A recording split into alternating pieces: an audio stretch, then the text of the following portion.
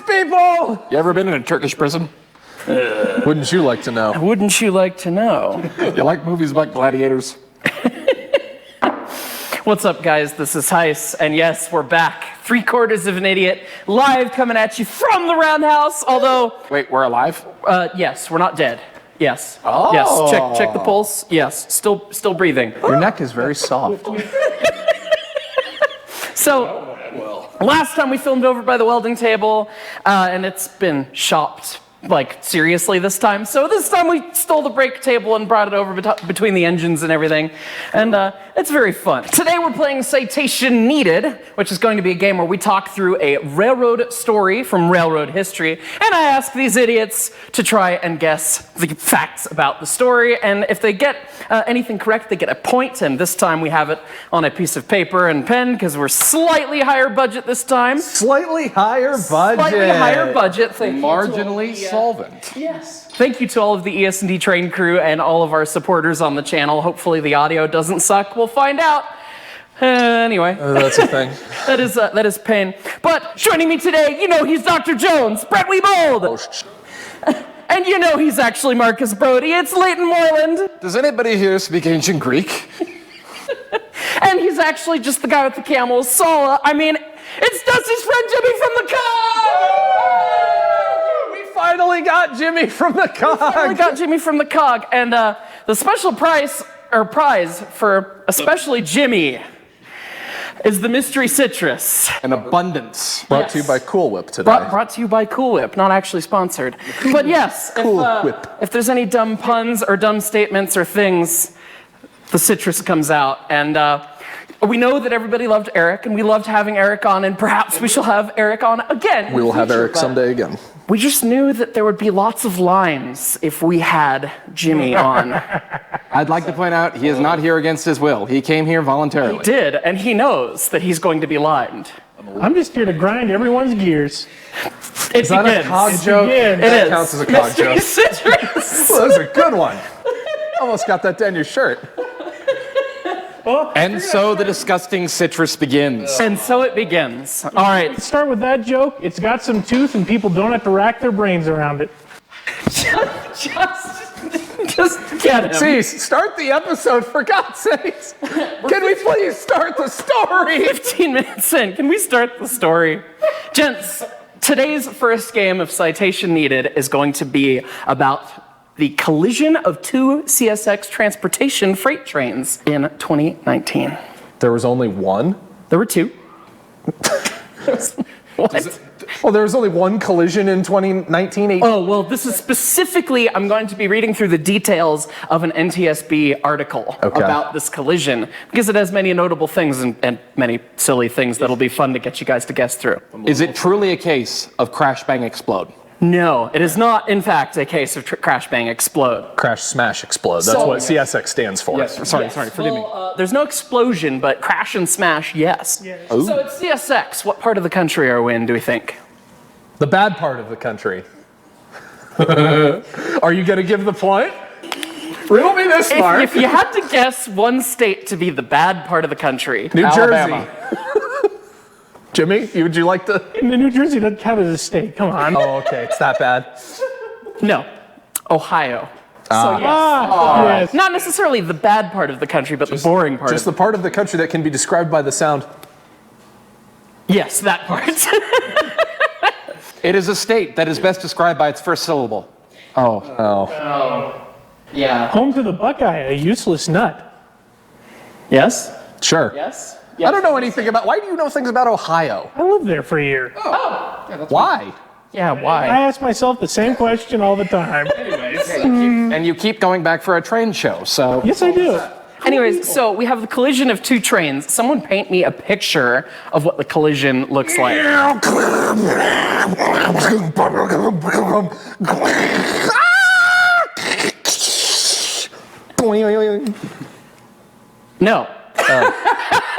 But that was very good. That's pretty good. That's what a train accident sounds like, clearly. Yes, but this was a particularly interesting one. What do you think happened? What kind of collision? Head-on, sideswipe, blah, blah, blah, blah. Anything? Were there sheep involved? No. Is there a crossover involved? Yes. Really? Crossover. Well, a diamond crossing. No, not a diamond crossover. Oh, was it like a switched crossover? Seven! A switched crossover? Switched crossover of a particular variety. Points if you can get what kind Is of it a variety double slip? No, it's Ohio. Why would they need a double slip? I don't Get know. out of Ohio. More ways out. Your exits are located all around you. Please run. Or swim. Or Not a true. double slip. No. Well, I guess you could swim out of Ohio, but not the train. Oh, so it's not a diamond crossing. It's not a double slip switch. Is it a railroad like ding ding ding ding ding crossing? No. What does that leave? A crossover set of points. Yeah. So it's actually Is that not just a double? no, it's not a double slip, but there's no diamond. It was a single crossover between, or actually it's a split from a single track to a dual track, so it technically wasn't a crossover anyways. Oh well. What are you doing? What am I? I don't know how to do this. My guess was going to be a fan fiction crossover, but Steamy eat and die action. Yes. Leighton came into the roundhouse with a bag full of limes. Anyway, so we have a train going east, we have a train going west. That's bad. Yes. And we are merging at or we're coming up to a single track, dual track split off. Okay. So what happens? Why would there be a collision at such point? Precision scheduled railroading. PTC didn't prevent this. Brett gets the point. PTC did not. Why didn't PTC prevent this? 2019. Computer glitch. I'll give you partial points for this. So, the eastbound train had a PTC failure the previous day. So it had no PTC while it was running, and it was the one that was coming from the single track and diverging into the second track. But it was not because of the eastbound train's PTC failure that the collision occurred. Was it the westbound train's failure to see the eastbound train because its PTC was broken? No, but you're on the right track. That wasn't, no, that was not planned. I will take the lime. And be murdered with it. Leighton throws viciously. It does. and he dodges very well too. Got vicious teeth. Huge pointed teeth. That's not at it. Oh, So- careful of jiggling the table. Oh, yes. Because we're gonna Star Trek. Yeah. Do the lean.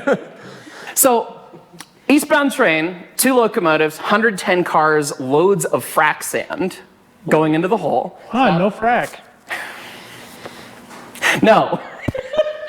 It's almost a mile long. It had the PTC failure. Westbound train, 2 locomotives again, except one's a DPU, 94 cars back. Did the DPU keep shoving and shove the train through the switch? No, good check. They had 109 loads of trash, of refuse, garbage train, literal garbage train, 67 empties behind it, 16,816 tons, and 11,000 feet long. So I'm going to give you a retroactive point for precision scheduled railroading because 2 locomotives for that pile? What the hell is this What train? the hell is that? That quite literal pile, yes. Yes, Yes, that quite literal yes. pile of Careful. trash and garbage. Sorry. Okay, so part of the issue that causes the crash is because the westbound train was doing some switching. Okay. So what does that have to do with PTC? Or what might you think that has to do with PTC? Do you lock it out or something? Point. Yes.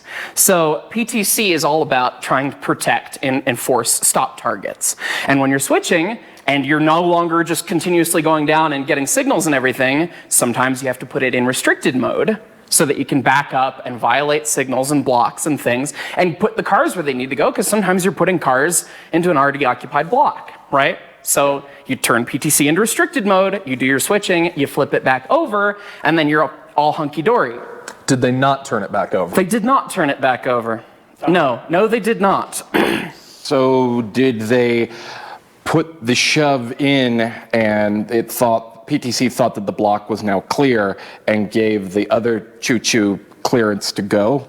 No. So they dropped off 30 cars, and the conductor was riding the shove back into the industry to dump the 30 cars off, 2 miles back at this point. Right. Right.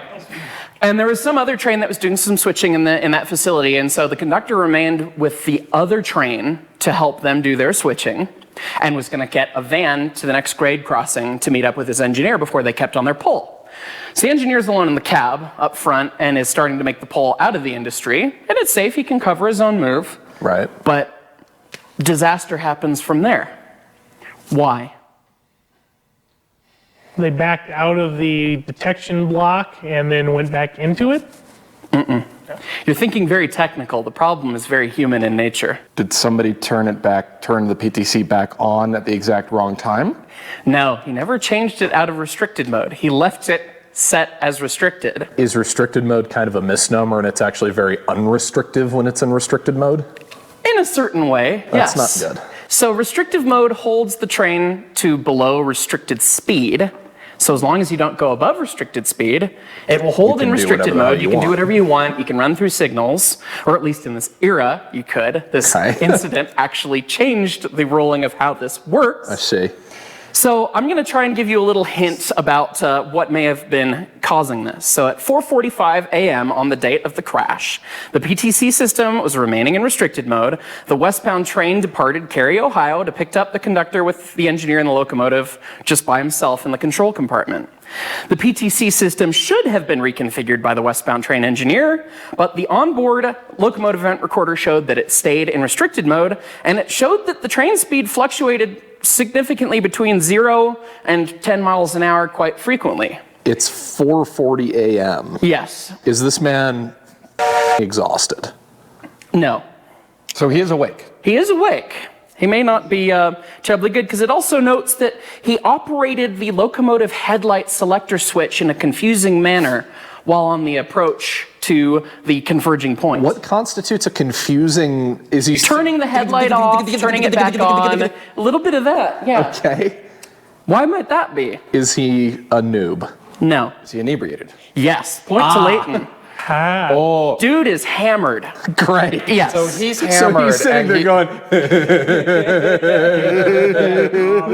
Yeah. Oh God! So he's hammered. He's got PTC off. He's going below the speed, the max speed, don't forget his conductor's not with him. and his conductor's not with him. So he just sends it. He's just, he can't send it because he's only got 2 locomotives and he's got 10,000 feet of train still. Yeah. Almost. So he's just kind of. He's going back and forth between like idle and 8 and dynamics and full, like he cannot regulate speed. And so it basically, they basically show, the image data showed at 5:03 a.m. that the westbound train engineer turned off the locomotive headlight while still moving. At 5:06 a.m., the westbound train engineer turned on the locomotive headlight and continued increasing speed while approaching the wayside signal at Control Point Springs. At 5:07 a.m., the westbound train continued increasing speed and moving towards the wayside signal. The forward-facing image recorder data indicates that at the same time, the headlight of the eastbound train became visibly brighter. Eastbound engineer knows what's going on. The westbound train continued past the red signal at CP Springs at a speed of about 9 miles an hour and collided with the 6th rail car of the eastbound train at 5:09 a.m. So at least this was a slow crash. Slow crash, hence why your crash Was not reaction was accurate. Not quite Okay, right. That okay. said, More of a oh. yes, yeah, pretty much that. So And oh no, you spilled garbage all over Ohio. Oh, How will they do tragic. the environmental remediation? Tragic. yeah, so Price is Right rules. How many cars go on the ground? 0. 150. 7. 7? Jimmy wins 7 without going over. Yeah. On the westbound train, 4 cars and the engine go on the ground and actually roll onto their side. This is Drunkie's train. Drunkie's train, Okay. yes. And on the other car, 21 of the loaded cars of frac sand just accordion in on themselves because they're super heavy, right? Price is Right rules. How much do you think the damage was? Dollars. Doll hairs. Was the locomotive, are we allowed to clarify if the locomotive was totaled? I wasn't totaled, but it did roll on its side. Okay. That's, Wasn't it in an environmentally sensitive area? It's Ohio. I don't know. There might be a wetland with a mouse. Not that they say in the report. Okay. it's not very nice to call, we call them suburbs, Leighton. Okay. Price is Right rules. We're going this way this time. This way. $250,000. 10 million. 2 million. Brett's closest without going over, 4.9 million. Ooh. So So the NTSB performs the review of the incident, trying to figure out, at the end of the day, what were the issues that caused this. I'm just picturing them walking down the trackside with a big magnifying glass following a trail of beer cans left along the right. Yeah, so the funny thing is the conductor never saw the engineer drink. He never saw it happen. So presumably, either conductor's covering for the engineer, or when he was riding the shove, engineer was just, he must have had... It's okay. We Yeah. know. It's okay. It's okay, we know. It's fine. We won't tell anyone. So what do you think the NTSB ruled as the ultimate safety issues that led up to this? Rule G. No, actually. PTC could have prevented this? Yes, that's part of it. I'm PTC. They also identified that train handling and performance was an issue. The CSX's random drug and alcohol testing program, because they had found that the engineer had missed several of the previously scheduled and required tests by the FRA. So this is a habitual drinker on the job. Apparently. And also inward and outward facing image recorders, because there was no internal camera, so they couldn't see that the engineer was getting hammered. They did end up saying that the probable cause of the train collision, not the safety issue that led up to it. The probable cause was that, let me use the exact verbiage here, the westbound train engineer failed to respond to the signal indications requiring him to slow and stop the train prior to Control Point Springs because of his impairment due to the effects of alcohol. The light is blinking at me. I can blink back, you son of a bitch. Precisely. Contributing to the collision was the design of the positive train control system, PTC could have prevented this, which allowed continued operation in restricted mode on the main track. PTC could have prevented it. PTC could have prevented this. So, they took a blood alcohol content reading 6 hours after the incident. Oh, no. Price is Right rules. No. What do we think it was 6 hours later? Okay, question. At what point is alcohol poisoning? What level do you At what die? point is it fatal? Point 4, I think, is about death. Poisoning in like people that are not alcoholics is like 0.25 or something like that. But we're going to assume this guy's got a high efficiency And rate. it's 6 hours, so he's gonna have baked some of it off because presumably he's been in custody and or medical care. The cops aren't letting him drink? That's cruel. I know, how dare they? How dare they? So 6 hours afterwards, we're gonna start it late and go this way this time. What do you think? 0.21. 0.21, okay? Really hot. Really, well, All right, we're going to throw out a number here. 0.27. Why? Why not? 0.1. Brett wins because it was 0.115. So that's 6 hours That's later. That is- 10% alcohol. Well, 0.1%. Yeah.